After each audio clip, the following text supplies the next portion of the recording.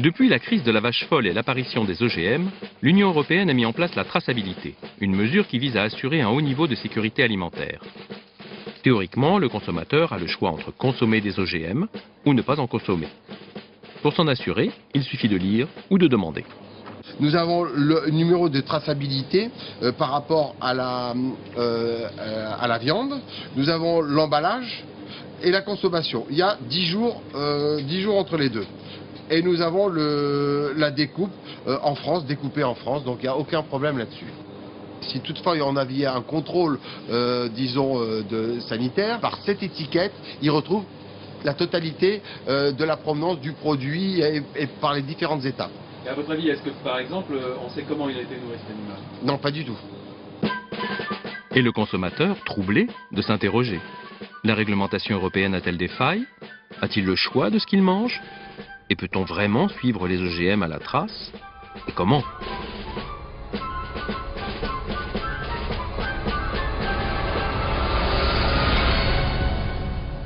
Pour trouver des OGM, inutile de chercher très loin.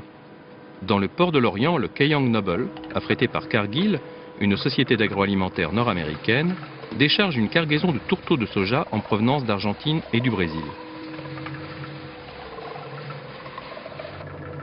42 000 tonnes OGM, 6 000 tonnes non OGM, manipulées comme du ciment ou du sable, mais qui vont être soigneusement séparées. Nous allons organiser le déchargement avec des séquences précises de déchargement. D'abord, nous allons privilégier le déchargement des sojas non OGM pour n'avoir aucune possibilité de mélange sur les circuits. Une fois cette séquence de déchargement OGM réalisée, nous pouvons effectivement, pour des raisons d'équilibre du bateau, passer sur notre cale, décharger de l'OGM. Suite à cela, nous allons pratiquer ce que nous appelons un nettoyage des circuits avec un passage de soja non OGM qui va garantir que l'ensemble des circuits est bien vidé. Cette marchandise est séparée, requalifiée en soja OGM. Ensuite, nous considérons l'ensemble du circuit propre et prêt à recevoir de nouveau une nouvelle séquence de soja non OGM. La France ne produit pas assez de protéines végétales. Elle importe donc chaque année 4,5 millions de tonnes de tourteaux de soja, ces résidus de graines de soja destinés à l'alimentation animale, dont 80 à 85% sont génétiquement modifiés, contre 15 à 20% qui ne le sont pas. Des masses énormes qui offrent de multiples possibilités de contamination. Afin de se prémunir contre tout type de risque, chaque acteur impose donc à ses partenaires un cahier des charges strict et précis. Si par malheur, dans la chaîne de livraison, on s'apercevait d'un problème au niveau d'une non-conformité de la qualité du produit réceptionné, on peut, à partir de notre système informatique, remonter à la source de la marchandise et savoir très rapidement, dans un délai maximum de 4 heures, d'où viennent les marchandises, de quelles cellules, de quel bateau elles ont été déchargées. L'autre règle qui s'impose à l'ensemble des acteurs de la traçabilité, c'est l'autocontrôle. Par exemple ici, toutes les heures, les agents des sociétés de surveillance mandatés par l'affréteur effectuent des prélèvements. Ces échantillons sont ensuite envoyés vers un laboratoire accrédité spécialisé en biologie moléculaire.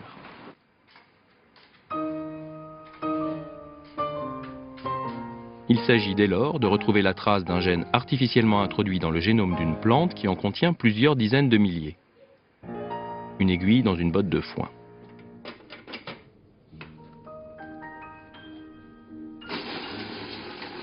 Afin de détecter la présence éventuelle de ces transgènes, d'en déterminer la quantité et d'en identifier la nature, on commence par broyer, puis on pèse la matière première dont on extrait de l'ADN purifié en le séparant peu à peu des autres composés présents dans l'échantillon.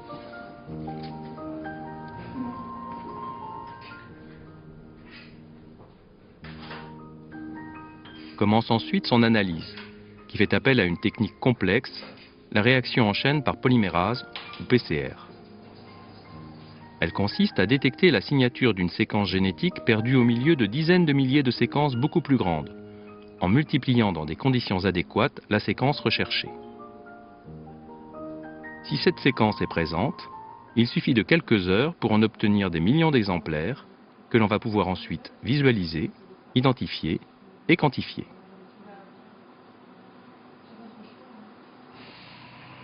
C'est ici, à l'INRA de Versailles, que ces méthodes ont été mises au point et testées. Elles permettent de vérifier que conformément à la réglementation, le soja dit non OGM ne contient pas plus de 0,9% d'OGM. Mais pourquoi ne pas obliger les acteurs des filières non OGM à utiliser un produit à 0% d'OGM ? Parce qu'on ne peut pas tout nettoyer, on ne peut pas être certain de l'absence d'un grain de maïs dans 10 000 tonnes de soja, etc. Donc de toute façon, il faut, au niveau des filières déjà, s'assurer qu'il y a un seuil qui rend faisable cette filière OGM ou non OGM.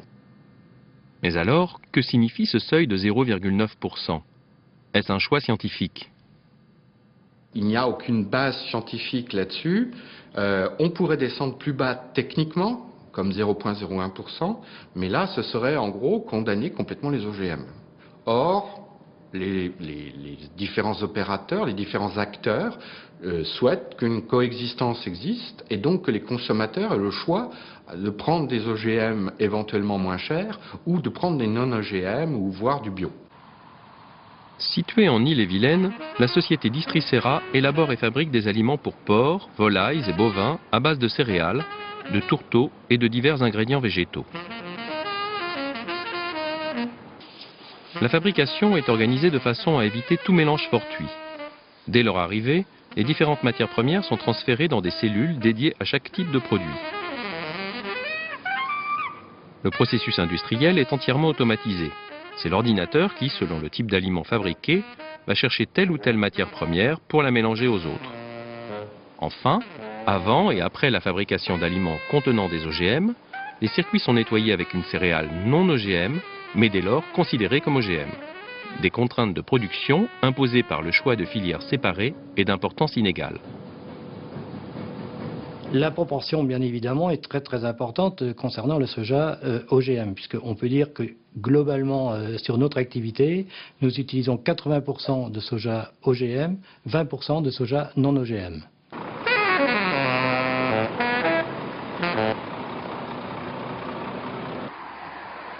À Béthencourt-sur-Mer, dans la Somme, Jean-Marc Fournier exploite 100 hectares de terre sur lesquels il élève entre 70 et 75 vaches laitières. 80% de l'alimentation de ces animaux provient d'exploitation. Les 20% restants sont fournis par un fabricant sous forme d'aliments composés. Et la traçabilité, il connaît. Chez moi, j'ai assuré la traçabilité de l'ensemble des aliments, c'est-à-dire les aliments du commerce que j'achète, j'ai toutes les données techniques. Et les aliments que je produis sur l'exploitation, j'ai également la traçabilité puisque j'enregistre toutes mes pratiques culturales.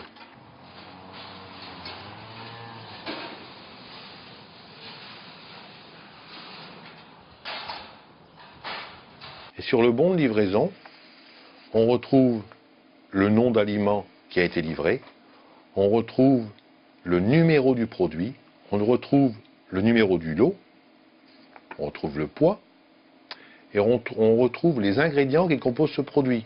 Et on retrouve bien un petit astérix qui nous dit que le tourteau de soja est obtenu à partir de graines génétiquement modifiées. Concernant l'alimentation animale, la traçabilité des OGM semble s'arrêter là, chez l'exploitant agricole. En effet, le lait, les œufs ou la viande, ainsi que les produits transformés issus d'animaux nourris aux OGM, ne sont pas étiquetés comme tels, car ils ne sont pas considérés comme contenant des OGM.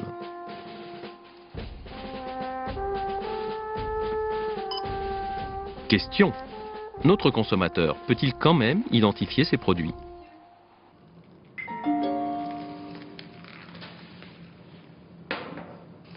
Vous vous retrouvez avec deux poulets, un poulet de base et un poulet dépendant d'un signe de qualité.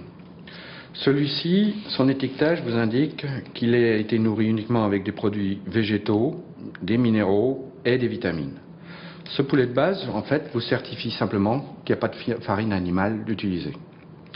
Il a une certaine traçabilité, mais c'est le poulet de base et ne vous donne absolument aucune indication quant à l'utilisation ou pas d'OGM dans son alimentation. Le poulet qui est ici, qui dépend d'un signe de qualité, a une charte de production. Non seulement il y a une traçabilité comme l'autre, mais en plus il a une charte. Et dans cette charte, il y a en fait l'obligation de ne pas utiliser de produits à base d'OGM. Et c'est le cas dans la majorité des signes de qualité, de viande, de lait, de n'importe quoi, que tout signe de qualité jusqu'à présent se dispense de l'utilisation d'OGM. Mais pourquoi ne pas étiqueter les produits issus d'animaux nourris avec des aliments transgéniques? Est-on sûr qu'ils ne contiennent pas d'OGM?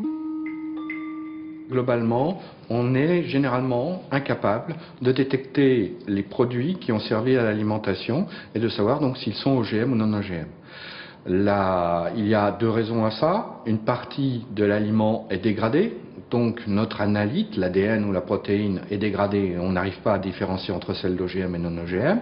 Et la deuxième chose, c'est que le peu d'ADN qu'on peut retrouver dans le sang des animaux est présent à de tellement faibles quantités que les analyses feraient qu'on serait obligé de tripler ou quadrupler le prix de l'animal simplement pour savoir s'il avait mangé des OGM. Donc tout est basé sur la traçabilité documentaire et les chartes. Afin de garantir la pluralité des filières et la liberté de choix des consommateurs, la traçabilité n'est pas laissée à la seule initiative des importateurs et des industriels de l'agroalimentaire.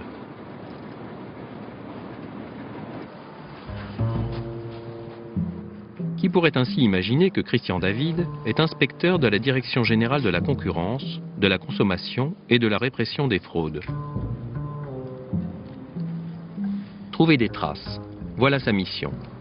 En prélevant par exemple des échantillons dans les stocks de matières premières, afin d'y repérer la présence éventuelle de salmonelle, de contaminants comme les mycotoxines, les métaux lourds, les dioxines et les pesticides, et dans le but de vérifier les teneurs en protéines, en lipides, en cellulose, en minéraux, et en OGM bien sûr. En bref, Christian David représente la loi, et la loi est très claire. Il n'est pas obligatoire de garantir que ce n'est pas OGM. Par contre, quand c'est OGM, c'est obligatoire de l'indiquer. Donc il s'agit pour nous de vérifier que les produits qui arrivent annoncés comme organismes génétiquement modifiés s'acheminent bien en aval de leur arrivage avec la mention contient des OGM ou issus de graines génétiquement modifiées. Susceptible d'intervenir dès que la marchandise est dédouanée, il évalue aussi la pertinence des contrôles depuis le champ du producteur à l'étranger jusqu'au produit fini en France. Ce n'est pas parce que les installations sont propres que nous avons une garantie que le produit ne risque pas d'être contaminé, surtout au niveau des OGM. Ouais. Donc ce que nous faisons, en début de navire ou à chaque changement de produit, quand nous stockons dans le même magasin, nous effectuons des rinçages de marchandises. Soja tracé, Suivant le programme de contrôle annuel défini par sa direction, ou lorsqu'il soupçonne une infraction, Christian David envoie ses échantillons ici, au laboratoire de la répression des fraudes à Strasbourg, où ils sont analysés. Un travail qui devrait être routinier, puisque la réglementation oblige les sociétés qui fabriquent ou importent un OGM dans l'Union européenne à fournir la méthode de détection de cet OGM, mais qui ne l'est pas, car il s'agit aussi et surtout de détecter des OGM autorisés ailleurs que dans l'Union. La démarche pour rechercher des OGM, c'est en premier lieu, c'est de chercher des éléments génétiques qui peuvent être présents chez plusieurs OGM. Donc, des éléments génétiques comme par exemple un gène d'intérêt, un gène qui donne une résistance à la pyrale, un gène qui donne la tolérance à un herbicide. Ça, c'est un gène d'intérêt. Ce gène d'intérêt, il peut être introduit dans plusieurs OGM et dans plusieurs espèces végétales. Donc, nous, quand on a un produit, on va d'abord essayer de chercher des gènes ou des éléments génétiques qui sont présents chez plusieurs OGM, pour pouvoir couvrir le plus d'OGM possible. Pas dire, on ne va pas rechercher un OGM donné, on va rechercher le plus d'OGM possible. Et pour ça, on va utiliser ces éléments génétiques qui sont présents chez plusieurs OGM. La difficulté, maintenant, c'est que ces éléments de criblage, eh bien, certains, ils ne sont plus présents dans les nouveaux OGM. Donc il va falloir qu'on élargisse nos éléments de criblage pour pouvoir chercher le plus d'OGM possible.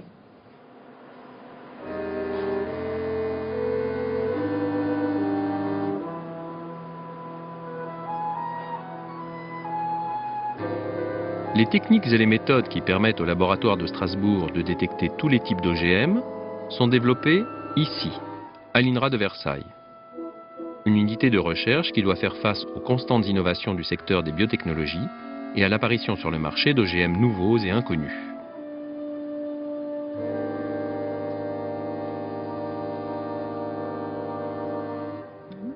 Pour la majorité, voire tous les OGM actuellement autorisés de par le monde, nous sommes capables de les détecter, nous avons des techniques pour ça. Le problème, fondamentalement, c'est une question de coût. La nécessité de détecter différentes cibles, etc., va multiplier les coûts d'analyse par 4, 5, 10, suivant le produit que l'on cherche à détecter et de savoir s'il y en a plusieurs. Donc, fondamentalement, on est de plus en plus capable de détecter tous les OGM qu'on veut, pas forcément de les identifier, donc de savoir à quel OGM autorisé quelque part dans le monde il correspond, mais c'est fondamentalement un problème économique. D'où la nécessité d'effectuer une bonne traçabilité documentaire. La traçabilité documentaire, c'est la transmission et la conservation des informations écrites. On la retrouve particulièrement dans l'alimentation humaine. En effet, les analyses ont leurs limites. Il est très difficile d'extraire l'ADN ou la protéine qui permettrait d'identifier la présence d'OGM dans certaines huiles raffinées, par exemple. C'est également le cas pour certaines lécithines couramment employées par les industriels de l'agroalimentaire. La traçabilité doit alors obligatoirement se traduire sur l'étiquette. Reste pour le consommateur exigeant à vérifier ce qu'il mange au restaurant ou à la cantine de son entreprise.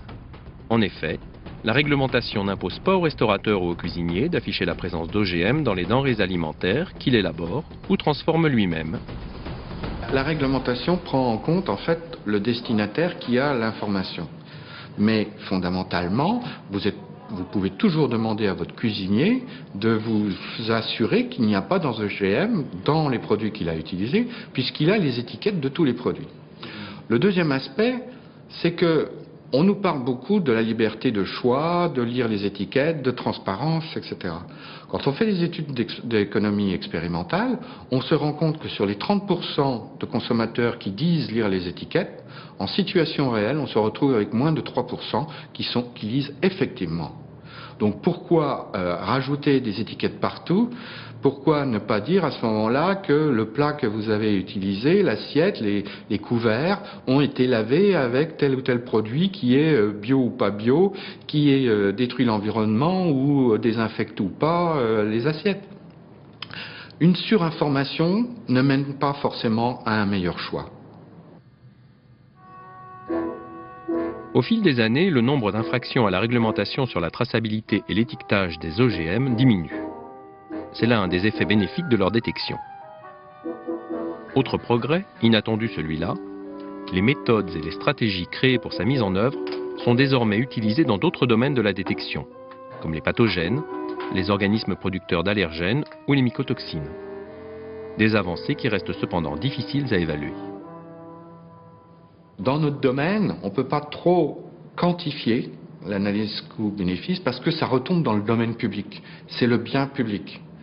Donc c'est le fait que quand nous faisons une formation à des collègues qui sont impliqués dans d'autres domaines de la détection, il est clair que nous ne pouvons pas faire l'analyse coût-bénéfice de ce que nous avons développé, des années que nous avons passées à travailler.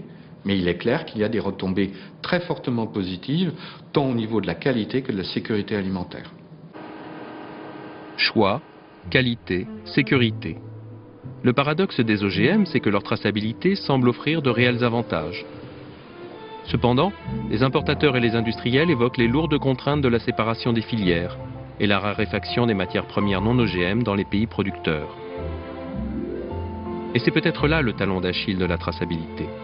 Aussi longtemps que ces sources non OGM ne seront pas taries, le consommateur européen gardera le choix du contenu de son assiette. Oui, aussi longtemps qu'elles ne seront pas taries.